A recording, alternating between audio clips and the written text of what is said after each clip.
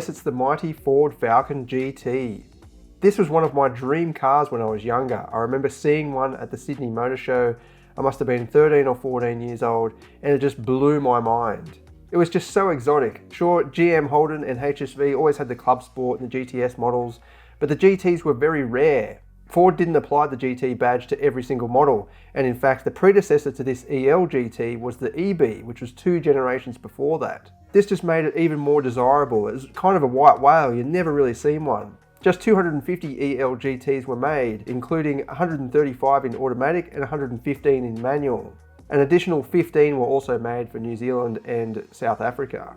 But what I love most was the design. Check out the body, it's got these pumped wheel arches, very curvaceous, completely different front and rear bumper bars, and then a massive rear wing. It also featured bespoke 17-inch wheels with 245/40 tyres, which were quite wide at its time, and it was available in exclusive colours. The EL GT was based on the Fairmont Ghia of the time, so it's kind of a luxury performance model, and you can definitely see that when you look inside. Very big and plush, comfortable seats, huge side bolsters, Alcantara kind of suede trimmings with lots of leather, and a unique instrument cluster with Tickford badging. It was a very practical car, quite large, with plenty of room in the back, and check out those rear seats, fully sculpted like the front. It looks like a big comfy lounge chair you just want to fall into. This example has been extremely well kept, with just over 20,000 kilometers on the clock. Like, look at the boot, it is immaculate, full carpeted, it even has the standard 6-stack CD player. Under the bonnet was a unique Tickford engineered 5-litre naturally aspirated V8. The compression ratio was 9:1, which was considered high in its day. That's nothing compared with today's cars. It also featured a larger throttle body, different fuel injection system, roller rockers, heavy duty valve springs, and proper extractors. It sounds awesome.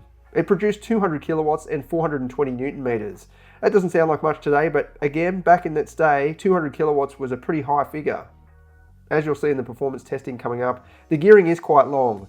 The diff ratio is 3.45:1, but I haven't been able to find out if that's the same for the automatic and manual. Either way, it's a legendary car and it was an absolute pleasure to drive.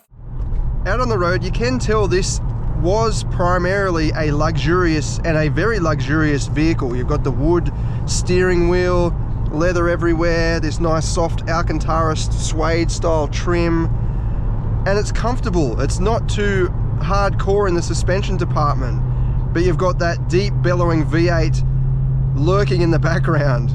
It's got a really nice soundtrack actually. Throttle response is really good too, being a naturally aspirated engine. 4-speed automatic. The owner says he wished he could get the manual, but at the time he was trying to find one. They're so rare that this one came up, very good condition, that he thought, I have to get at least the GT regardless of the transmission. But even so, I think it suits an automatic quite well too, because yeah, it does have that luxury undertone. So with the automatic, you can just sit back and relax, even though you're driving something very special. Back in the days, the more buttons you had, the more luxurious your vehicle was. And that's like this. You've got a button for the electronic antenna, your climate control separate here on a little panel, and then your full media system down there as well. A nice clean gauge cluster layout with all of your vital information, battery, oil pressure, fuel gauge, and then of course temperature. Cruising like this up a big hill, it just has no problem at all. Over these bumps as well. Yeah, this is a really nice example. When I was a bit younger, my parents had a Fairmont Ghia and I absolutely loved it. Very similar to this generation actually. It was second-hand, my dad bought it second-hand because he had a sales job, but I used to drive it every now and again and used to just absolutely love it. Because of its cruising nature, it was so comfortable to drive, and that's like this. You just sit back, let the engine do its job, and it just chugs along beautifully. One thing you'll notice when you're driving an older car is just the visibility. It's so good. Even though this is a sports model, the pillars are nice and thin. You can just see everything around you. With just 23,000 kilometers on the clock, it feels like new, it really does. There's no major rattles or squeaks.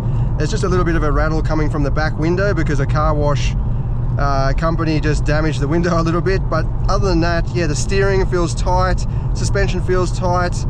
Yeah, it feels pretty much like new. This was one of the first Falcons to feature an adaptive transmission computer, basically. And you can put it into an eco mode, a performance mode, or an adaptive mode. There's a bit of a sort of cheat code that you've got to do to engage each mode, but the owner has told me he has put it into the performance mode before we did the testing today. In terms of the handling, it feels very flat and neutral. I like the steering, it's mechanical feeling, and you've got a good understanding of what the wheels are doing. It doesn't feel like it weighs around 1650 kilograms. It actually feels like it weighs about 1300 kilograms. It's just the big engine up front obviously does add some weight over the front end. All right, let's go out now and do the performance test and see what it goes like.